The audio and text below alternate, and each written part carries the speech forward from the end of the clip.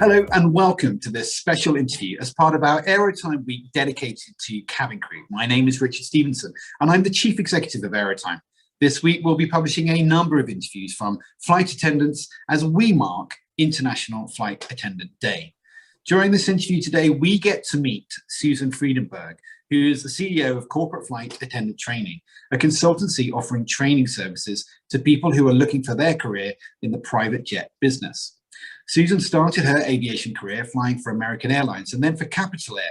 She's been involved in business aviation for the last 34 years, flying both as a contract flight attendant with a coast-to-coast clientele list and as a full-time flight attendant for Coca-Cola, DuPont Aviation and American Standard companies.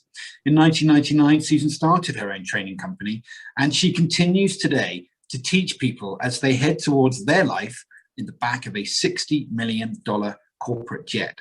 Susan, thank you so much for joining Aerotime today. Thank you for inviting me. Well, it's a real pleasure to talk to you. And we've obviously been looking a lot into your background, into your career. It's pretty spectacular. And I'm really glad that we have the opportunity to delve into that today. But let's start at the start. Let's go right back. And I'd like to start by asking you how you actually came to join this industry. Who inspired you to become a flight attendant in the first place? And what brought you to aviation?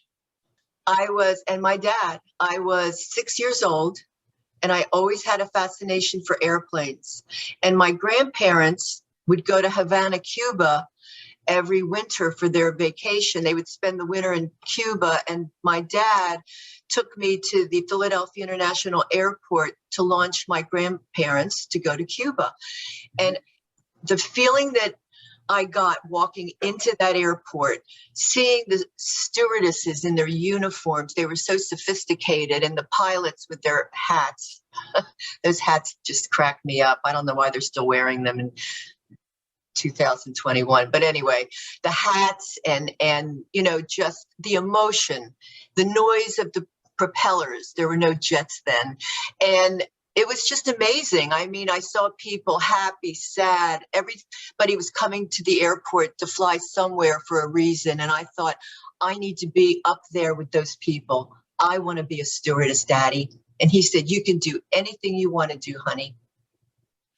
And you did, and you actually spent your entire career pretty much up there in the air with lots of different experiences from commercial to corporate, and now, of course, training the next generation to follow in your footsteps. But how does this career path develop? What leads you from one place to the next? Well, I started, as you mentioned, flying for American Airlines, and I was there almost 7 years. And I used to have these Capital Air crews, which was an international charter operator based out of Smyrna, Tennessee. And I used to see their crews deadheading on our flights, and their suitcases had stickers from all over the world. And American at the time was only going to Hawaii, Fiji, and I think that was really it back then. And I really wanted to see the world. So I quit American and I got hired by Capital Air. I flew all over the world for 8 years. It was the most fun I've ever had. It was like being in a fractured fairy tale. It was crazy, that airline. And they went bankrupt. And I used to see these amazing little jets on the runways and on the tarmac. And I thought, I really want to be on those airplanes. I think I can do this. I'm not sure what it entails, but I think I can do this. And so I started really researching business aviation. The National Business Aviation Association at the time had a little book about this thick. Now everything's online, but I managed to get the book. And I started researching every corporate flight department. I was at the time living in San Diego, and I looked all over California, Portland, Oregon, New Mexico, you know, the states that I would be willing to live in full time.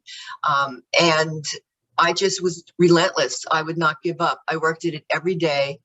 And I finally met this really wonderful woman named Joy Watkins, who flew for General Dynamics when they were based out of San Diego. And she coached me and mentored me and got me my very first trip on a Falcon 50 out of Van Nuys to Washington, D.C.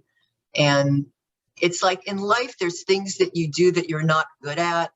And in life, there's things that you do and right out of the ballpark, if you will. I would say gate, but we don't leave from gates.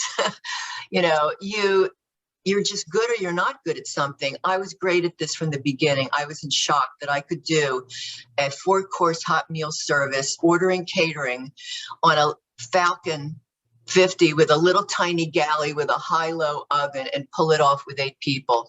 And I just thought, oh my God, I have found my place in aviation. And it's very, very clear that you did, because you went on to have an incredible career flying with all sorts of famous people and exciting people. But you made that transition from commercial to corporate. And of course, you would have taken a lot of the experience you gained in the commercial world through to corporate. But tell us a little bit about those experiences. Tell us about the commercial experience you built up and how that actually helped you once you got to that corporate jet. Well, I have always been into safety. I mean, my dad was a major World War II hero, and my dad, if there was anything happening, he'd be right in the middle of a car accident or anything to help people. And I don't know, I took that culture to the airplane, and I got, when I flew for American and Capital, that safety comes first, customer service is second. And so I just took that and realized that I needed to have special training for the private jets, that the smaller jets, the standard operational procedures and safety procedures, everything would be completely different. Plus, when you're on a private jet, you're by yourself. When you're flying commercially, you can have anywhere from 2 to 7 other people with you. So you're alone if there's an accident, planned or unplanned. So I found out that there was a school for just egress training for private jets called FACS training. And I researched and I found out this fabulous man named Dr. Bo Altman had created this training in Olympia, Washington, and Long Beach, California. And I contacted him and I said, I don't want to just try to do this. I want to do it the right way. And he was fabulous. He trained me. He's now retired, but he is the grandfather of business aviation evacuation. He is the one who brought safety to business aviation. He trained pilots as well. It's very important to be trained as a crew.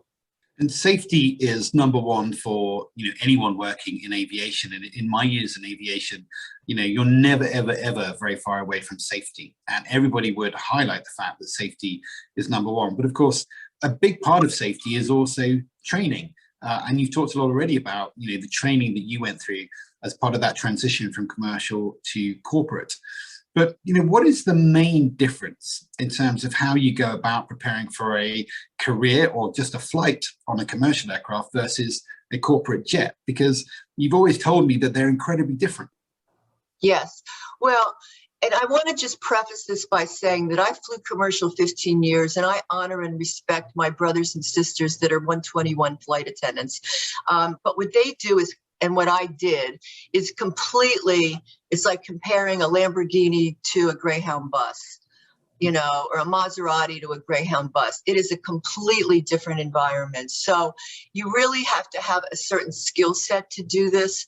When you fly commercial, you show up, you sign in, you get on the aircraft, hopefully you're checking your emergency equipment, and then you count your meals and that they gave you in the trolley, and you count your liquor and your snacks, and then you serve people off a trolley, and then sometimes you have to clean up in between legs, and then you go home, and that's the end of it.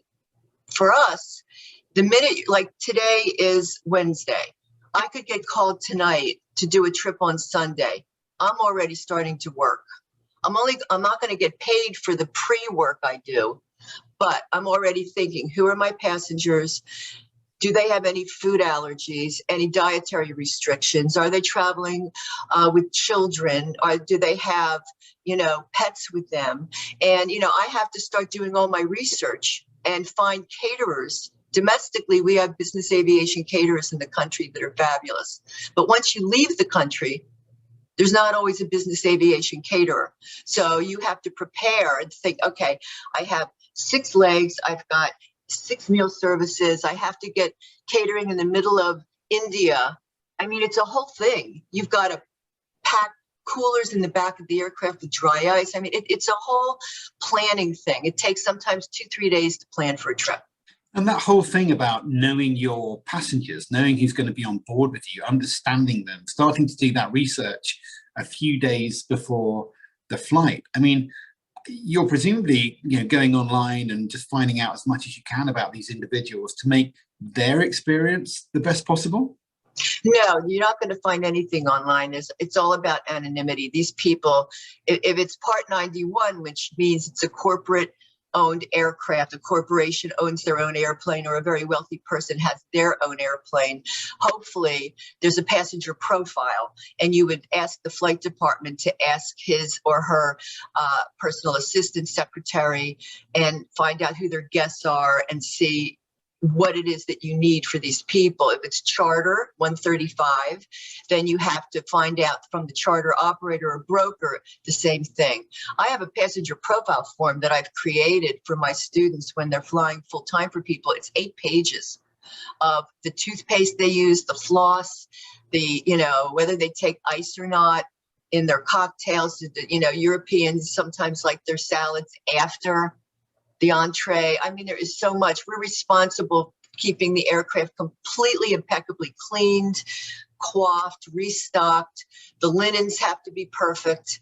I mean, the newspapers, you've got to make sure you have the right newspapers. I heard about a flight where there was a person that was chartering, and this flight attendant had the Saturday New York Times on instead of the Sunday.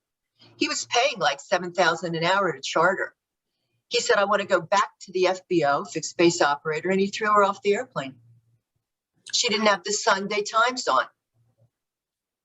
The detail, it's dotting every I and crossing every T. And once you're up at 46,000 feet, 47,000 feet, there's no supermarket.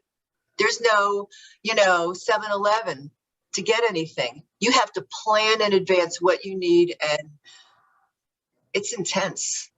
And it is the most rewarding, amazing thing you've ever done in life. When these passengers get off the aircraft and give you a hug pre-COVID, or give you a tip, or say a rock and roll band told one of my students, you made the most enjoyable part of doing a rock tour great because we knew we could count on you. And I trained her, and she called me crying, thank you, thank you. I said, no, you're a rock star, almost. So your commercial aviation life is clearly giving you the basics, but your corporate aviation life is really your focus, and it remains so today with your training company. But you've worked for lots of famous and influential people up there at 45,000 feet, from pop stars to presidents and everything in between. But what's it really like when you get up there, when you get up to 45,000 feet with those famous people in the back with you, and you have to basically serve their meals, get their cocktails, make sure they're safe, do everything you can possibly do for them? How does that happen?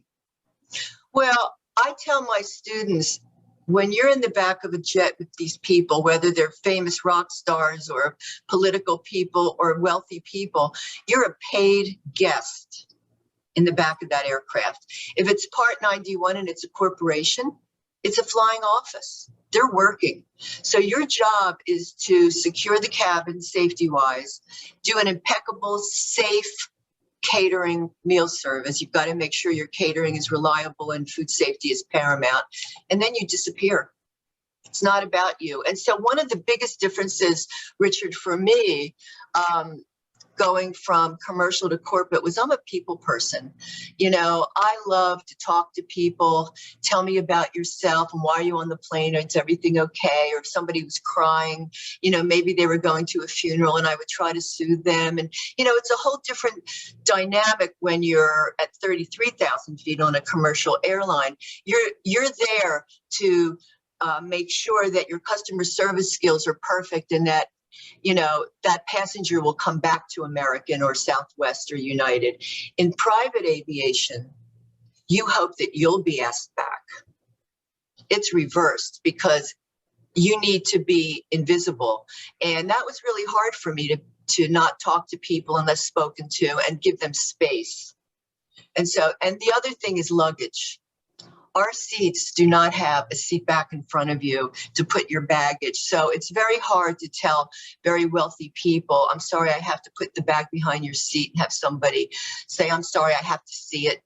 So you have to think out of the box. If they have to see it, have them put it behind their legs. It's the best you can do.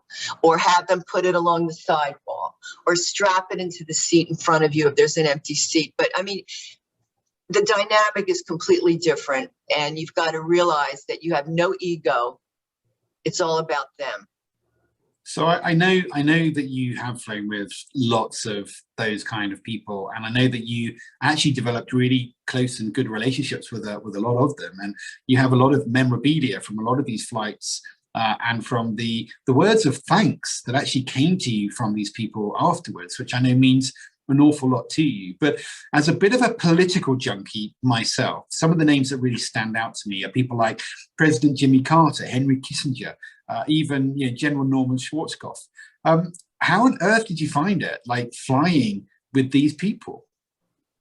And Senator Dole, and I loved flying Senator Dole. I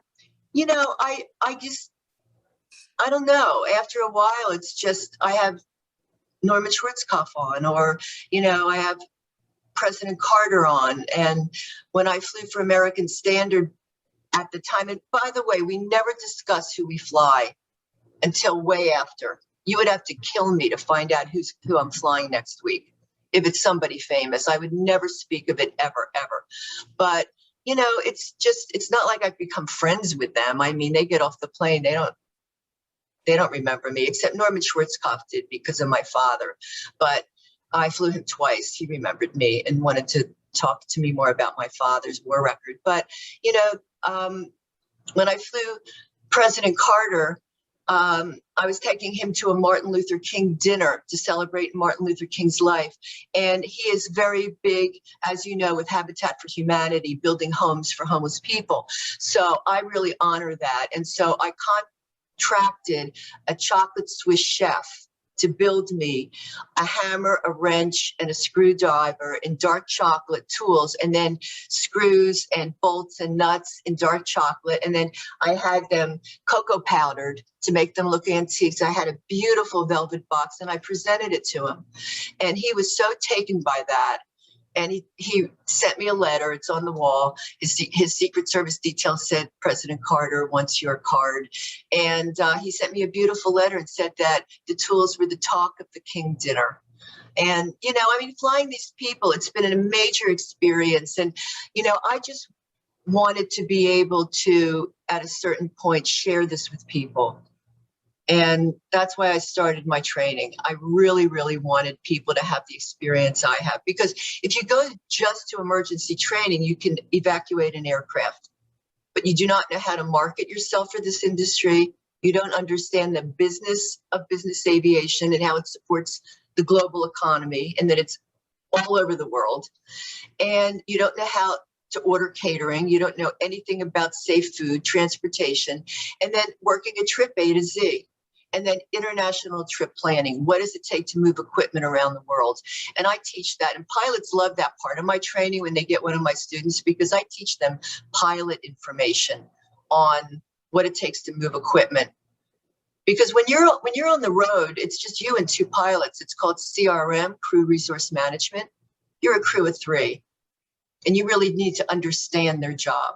So you started your career in commercial aviation in the 1970s, but you spent most of your career in business aviation. So how has the business aviation industry changed in your time in it? Well, when I started flying in business aviation, most flight departments, if they had a person in the back of the plane, and we are not required, there is no federal air regulation requiring somebody in the back of any airplane with 19 or less people. 20 or more, you must have one flight attendant, and then 51 to 75, it's two, like that. But we're not required. So many airplanes will go out without a third crew member. And when I started flying in corporate, they were using flight techs, flight mechanics that could fix the airplane. And they weren't really doing an elaborate meal service or anything. But as the airplanes got larger and faster, and the connectivity in the back of an airplane grew and people started wanting, elaborate meal services, they started hiring real flight attendants, and hopefully they were trained. And so there are some airplanes that will still go up with 4 people. They'll go up with 2 pilots, a flight attendant, and a flight tech if they're going to emerging market countries, so that if the aircraft breaks, this flight tech A&P person can, fix the airplane. And that's always fun because you're always alone. So it's fun to have a flight tech with you.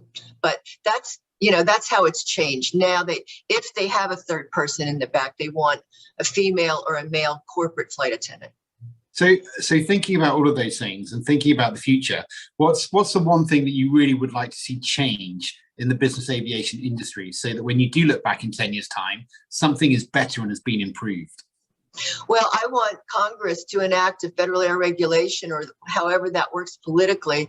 I want an FAR saying that aircraft of a certain weight must have a trained third person in the back. I mean, safety is important. And I don't understand why there is no federal air regulation saying that if you have someone in the back, they must be egress trained by FACS Training or Flight Safety, the 2 largest training vendors, around, and the most respected. If somebody, when you take off, the vestibule door between the cabin and the forward entry area is in the open position. And then once you get up in the air, the co-pilot will come back, if there is no flight attendant, and shut that door to give the people privacy. So if I'm in the back of let's say there's a defibrillator in the back of the plane. Most of our planes have a defib, an AED, automatic external defibrillator for heart attacks, for defib. So if, I'm back there by myself and I go into defibrillation, and then right before 10,000 feet, the captain goes to open, or the co-pilot rather, that vestibule door, I'm DOA, dead on arrival. I can't defib myself. If I'm with my husband, I'm the CEO, and I'm with my husband, he doesn't know how to use the defibrillator. If somebody's choking, they historically run into the bathroom. If there's clear air turbulence and I'm out of my seat and I hit my head and come down and I'm injured, why isn't there a trained person in the back? If we land and we have an unanticipated evacuation emergency, even Amtrak has trained people. So I tell all my students, you are the future of business aviation. I want my legacy to be that either I or my students have created change, in that everybody is egress trained if you're in the back of a plane. So you're very passionate about the change that you want to see in these areas. You talk about it very passionately.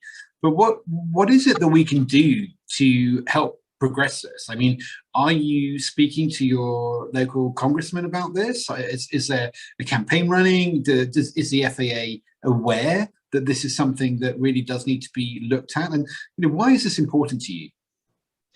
Well, it's just important to me because I just don't get why safety is not paramount regarding the cabin in business aviation. And, I was once at a National Business Aviation Convention. I can't believe I'm going to tell this story, but and I went up to one of the heads of the NBAA. There was a panel of 5 FAA men. And I said to him, when there's questions and answers, I'm going to raise my hand. I'm going to posture myself in the middle of the room. Please call on me. And he went, I know exactly what you're going to say, and I will call on you. I said, great. So when they were all done for Q&A, I took the mic. I was a nervous wreck. I was very nervous, but I stood up and I said, I've waited years and years for this opportunity, gentlemen. I would like to ask you, why do we not have an FAR saying that there must be an egress trained person in the back of a private jet if the CEO wants a flight attendant in the back? Why is there not an FAR? And they just sat there. And finally, one person said, it's not up to us. You have to get your association to work on this. And I hit a dead wall, And so, I was really going to get very proactive with this BC before COVID. And now everything is on hold. But every training I do, my 5-hour wonderful Zoom training, I tell my students, please please work on this. And the irony is I don't teach emergency training. I teach everything else, but I preach this. I'm always in magazines talking about egress training. So outside of this, because obviously any of your new students and anybody wanting to get in the industry who talks to you is going to hear about the importance of this issue. But outside of that, what is your advice for people who really want to get into this industry right now and who want to follow you in your footsteps and have the kind of career that you had? Well, obviously take my training, but also you've got to be emergency trained. I tell them all you have to have FACS or flight safety training. And, may I read a few of the skill set that you must have for this? Yeah, sure. Thank you. So corporate flight attendants, number one, flexibility. You've got to be flexible. You could have a trip. You've ordered your catering for 10 people. You're in bed. The captain calls you and says, everything just changed. They don't want breakfast for 10 tomorrow. They're leaving at dinner time. And you got to get up, call the caterer, cancel the catering, sit there and recreate another whole catering order. So you've got to be flexible. You've got to be creative, personal accountability, integrity. You can't talk about who you flew before, and you can't talk about anything that you heard or saw on the airplane. It's, they're talking business. Your interpersonal skills. You can't have an ego because our passengers all have egos. Leave your ego at home. You've got to be able to take direction. Confidentiality. You'd have to kill me to find out what happened on the airplane. Constant professionalism. Being multitask oriented. I'm doing 5 things at once. I'm looking, watching, hearing. When you're in the back of that airplane, you're everywhere and you're still compartmentalized. You've got to be able to have out of the box thinking. And the contract flight attendant, that's if you're full time, and you must have all of these things when you're flying contract, which means they're paying you a daily rate and you're giving full-time flight attendants coverage. Or maybe they don't have full-time flight attendants and they only use contract flight attendants, but you've got to be able to effectively manage your time. You are your own crew scheduler. You have to be able to market yourself, book your own trips, and maintain your own schedule. Manage yourself as a businesswoman or man. I tell people when you are flying contract and you have 5 companies you're flying for, you have to have a book on every company, their standard operational procedures, every person who uses that airplane's dietary and personal likes and dislikes, along with the pilots. A happy, well-fed pilot will always welcome you back. If the pilots don't like you, you will never come back. Ever. You have to be able to take care of I give them hot towels every 30 minutes. Okay. I pamper my pilots. You've got to be able to adapt to every company's standard operational procedures because every company's different. You've got to be open-minded. You've got to be beyond organized and perform safe and creative menu planning and food execution. And you've got to go to emergency training every year, recurrent training, in my opinion. And when I was flying full-time for American Standard, I would schedule my contract flight attendants and I would look at their training records. And if they were 1 month past their due date for egress, I would tell them, you've got to go get your emergency training and then call me. I mean, it sounds like a pretty demanding list of things. And I know that you actually, before you accept anybody onto your course, I know that you actually interview them before allowing them to join and become one of your students. But I also know that once they're in, you take it incredibly seriously and you mentor them. They come in all shapes and sizes. They come in all ages. You interview them, you mentor them. Why is it so important to you to make sure you're getting the right people on those courses? Again, it goes back to my dad. My dad said to me, if you can't make your money honestly and with integrity, then you don't deserve to be in business. And that's how he led his life. And so when I created this training, I realized that it takes a special skill set to do this. So when people call me, I interview them on the phone. If they want to do a Zoom interview, I'll do that too. But if they don't have this skill set, and if they're not a foodie, you've got to be a foodie. If you're not, then I can't take your money because I have to go to bed at night and know that I, accepted somebody in my training that's going to get a win out of this. It's not a cheap industry to break into. With commercial aviation, if they hire you, they train you for free. In business aviation, you have to invest in your own training. So FACS or flight safety training, my training. So I don't want your money unless you're going to be a rock star in this. And I don't want my name on someone's resume if they don't have a good shot at this. And the other thing that's really important to know is that when you take a training, nobody, I talked to you on the phone, maybe I met you on Zoom for the interview, but unless I spend 5 days with you, there's no way that I can recommend you to a flight department. I'm very careful. I think I can't believe it's been 21 years I've been teaching this. I've only had 5 people slip through my cracks that I would never recommend ever. But when people call me and they say, Susan, who have you trained who speaks Russian? Who have you trained who is a vegan? Who have you trained who lives in Minnesota? Who have you trained that lives in Poughkeepsie, New York, whatever? I go right into my book and I find the perfect fit for them. But anybody who promises you to get you a job are lying to get your money, because how can you promise anybody a job?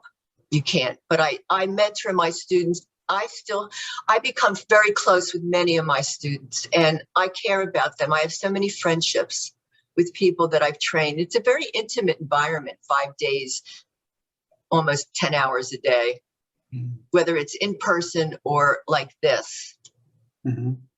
And it's a very, it's clearly a very demanding schedule, a very demanding course, but it's one that, people have to go through if they really want to understand and appreciate what it takes to make it in that industry. Now, Susan, we're running out of time with this interview, but I think we could probably extend it, quite dramatically, just to try and capture all of the stories that I know that you have. But I want to ask you a really unfair question, and I want to know, from all of those experiences you've had in your amazing career, what is your favorite story from on board an aircraft?